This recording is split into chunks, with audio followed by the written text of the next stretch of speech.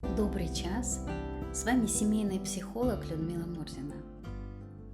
Сегодня я о том, как построить семью такой, чтобы отношения сохранились на долгие годы. Как сделать так, чтобы изменить отношения в семье в лучшую сторону. Как избежать развода? Эти вопросы задают мне мои клиенты практически каждый день. В настоящее время очень много разводных ситуаций, и все они очень похожи друг на друга. И сейчас я хочу начать с того, что я буду говорить именно о семейных отношениях, именно о законных брачных отношениях. Почему? Потому что когда двое людей решили просто пожить друг с другом, то, соответственно, они не принимают на себя роль жены, роль мужа, роль супруга или супруги. Как бы мы ни называли, здесь каждая роль несет определенную значимость. И каждая роль, соответственно, выполняет должностные какие-то обязанности. Поэтому сегодня я говорю именно о законных семейных отношениях.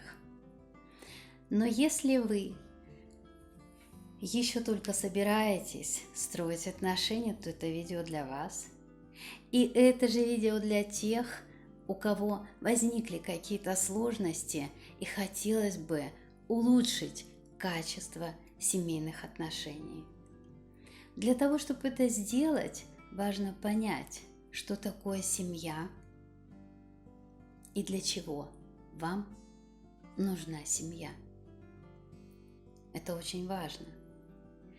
И я хочу начать с того, что символ семьи – это пересеченные два кольца.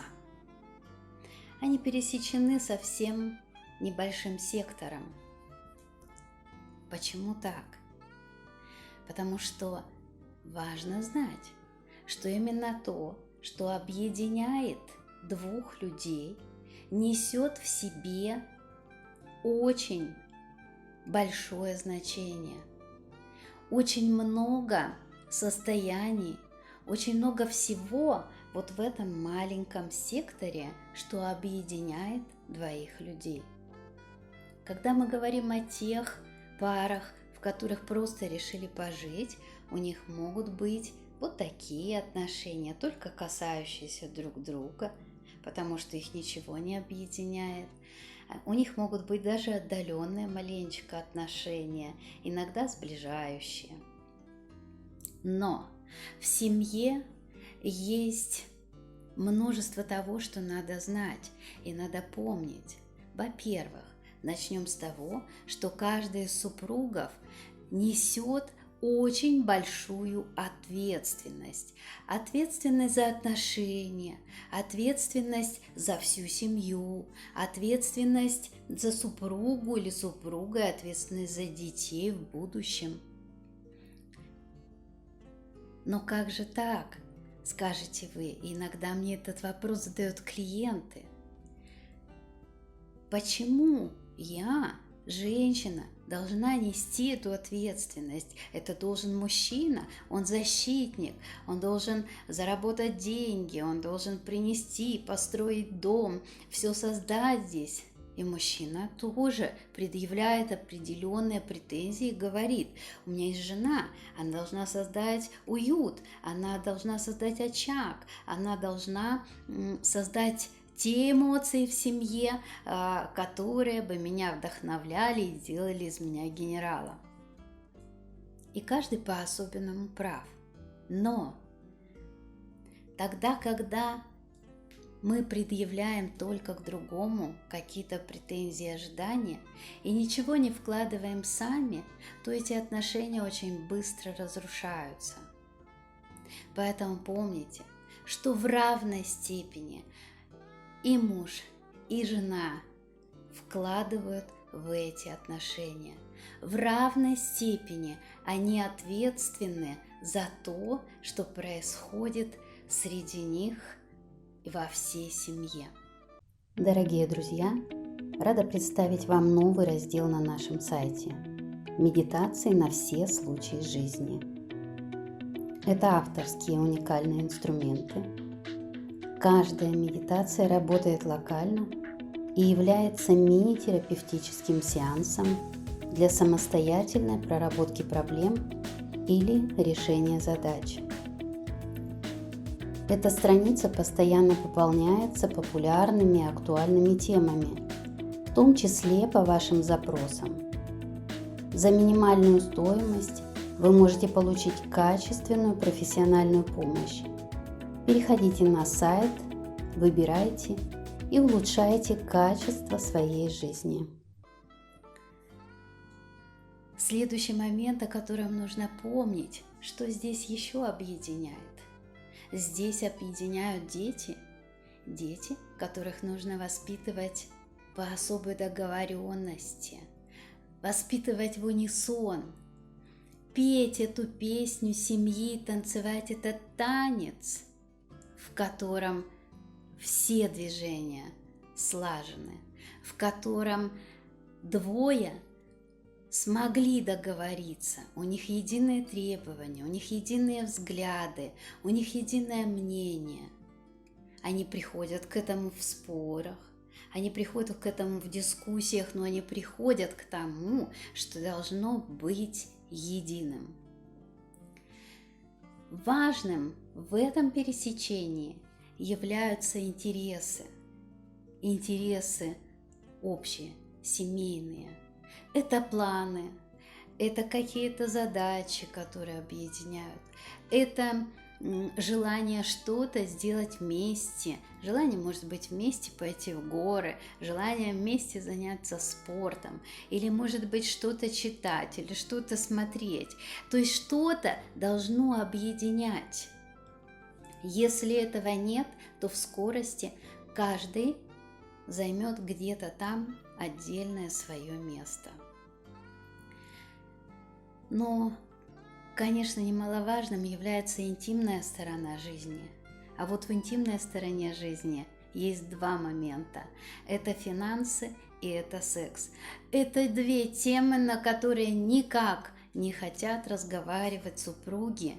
И это две темы, которые очень часто умалчиваются и потом, скрываясь, ведут к каким-то изменам, конфликтам, выяснению отношений и так далее.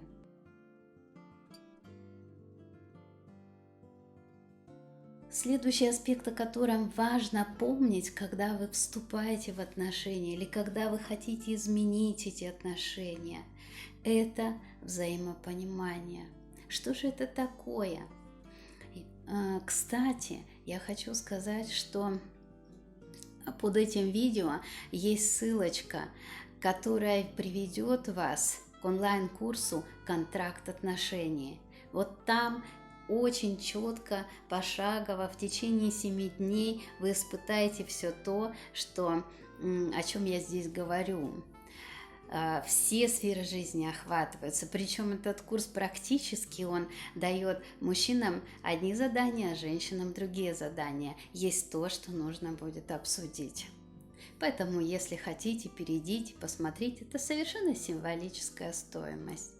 Так вот, я продолжаю о взаимопонимании. Взаимопонимание, само слово о себе говорит очень много, но почему-то никак в парах не удается прийти вот к этому какому-то особенному состоянию. Почему не удается? Потому что достаточно часто люди разговаривают на разных языках. Почему на разных? Как нейропсихолог я вам сейчас маленечко поясню, потому что мы понимаем мир, воспринимаем мир и общаемся с миром на разных модальностях. Вы, наверное, все знаете об аудиальных, кинестетических, визуальных каналах восприятия, да? И, соответственно, когда я вот простым сейчас языком объясню, вам станет понятно. Например, один очень чувственный в паре. Так бывает практически в каждой паре. Один очень чувственный, и он мыслит и чувствует, и живет категориями красоты, возвышенности. Он говорит о прекрасном, или он говорит о своих чувствах. Я обижаюсь, ты меня обижаешь, ты меня там оскорбляешь, мне каждое слово обидно. И вот этот чувственный мир у него очень разнообразный, и он может его как выражать по отношению к партнеру, так он может его выражать по отношению к окружающему миру, к просмотренным фильмам, прочитанным книгам и так далее. И он говорит обычно о чувствах, он говорит обычно прилагательными, как все красиво, прекрасно и так далее. И чаще всего мысли тоже глобально. Я хочу нежности от тебя, я хочу взаимопонимания, я хочу, чтобы ты заботился обо мне. И вот это вот чувство какое-то некое должно быть. Скажи, что ты меня любишь. Ну, то есть вот какие-то потребности вот в таких, в проявлении таких чувств. А другой, возможно, живет действиями, и в его картине мира все должно двигаться, и действие должно приводить к результату. И в понимании такого партнера будет искренне непонятно, я делаю очень много, почему мой супруг или супруга как-то недоволен. И бывает объяснимо, что один говорит о чувствах, а другой говорит: я сварил суп, ешь, я убралась дома, посмотри, как чисто, и так далее. Это не зависит, кстати, не от того, что, допустим, женщины живут эмоциями, а мужчины живут действиями. Нет, бывает по-разному. И в парах я хочу сказать, что я вижу и те, и другие состояния. Так вот, обратите внимание, как вы общаетесь.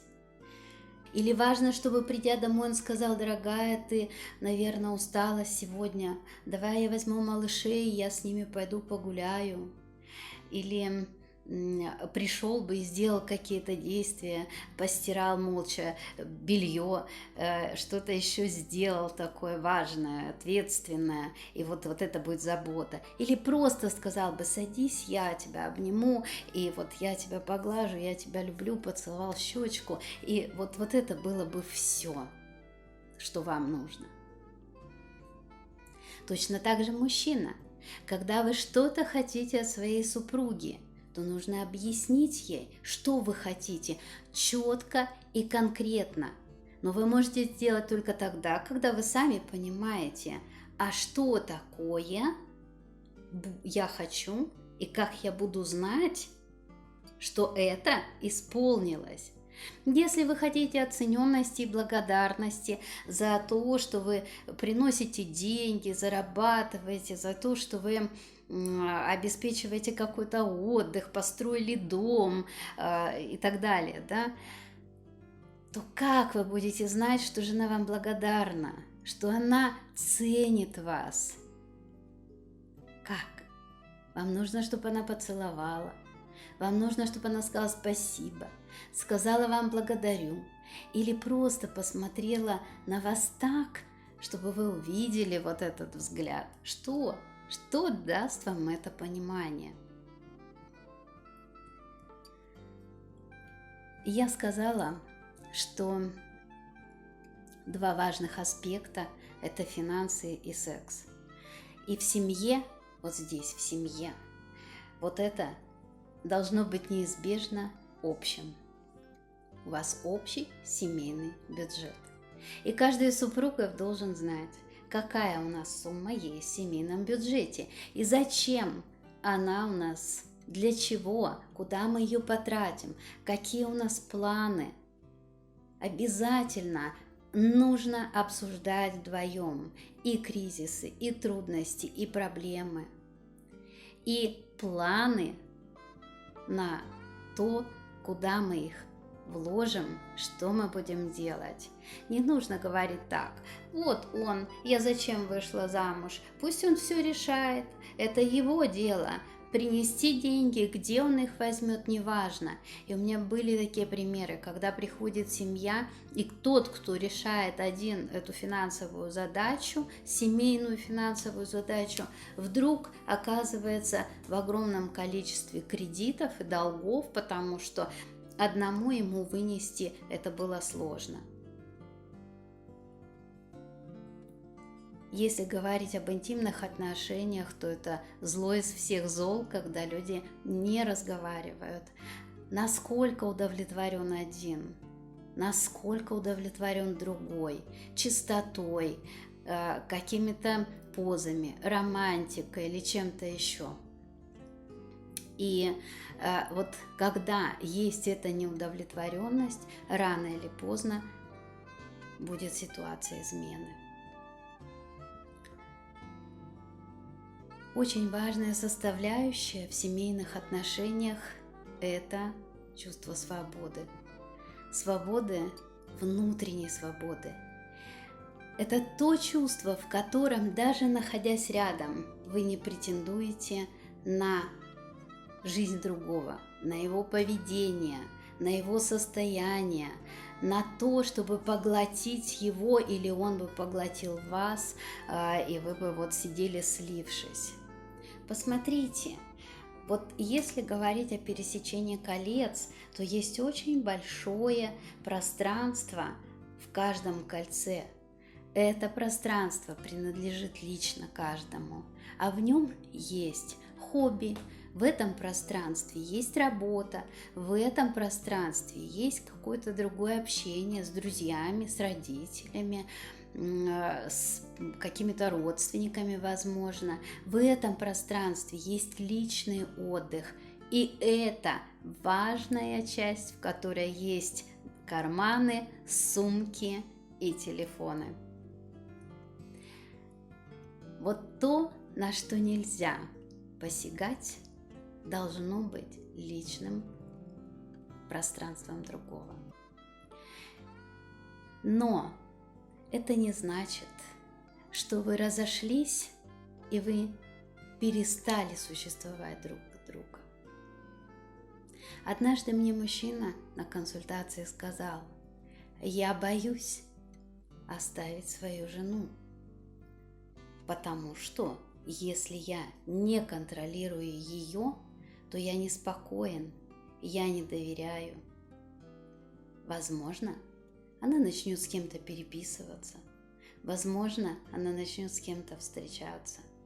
Возможно, она уйдет от меня».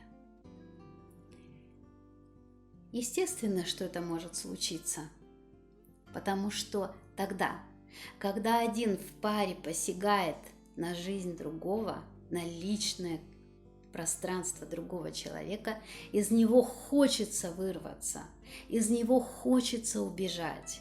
И убежать в какие-то другие отношения.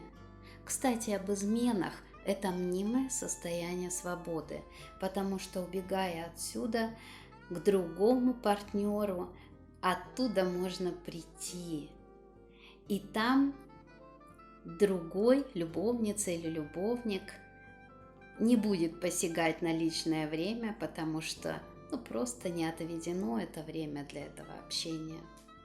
И вот это вот состояние, ощущение мнимой свободы, оно очень манит туда. Я хочу сказать, что тогда, когда отношения строятся на доверии, то это позволяет прийти к тому чувству свободы, о котором я говорю. Но очень важно понимать, что свобода – это очень большая ответственность. Ответственность за себя, ответственность за другого человека, ответственность за отношения, ответственность за детей, за все, что есть в семье. Это прекрасное состояние. Попробуйте к ним прийти.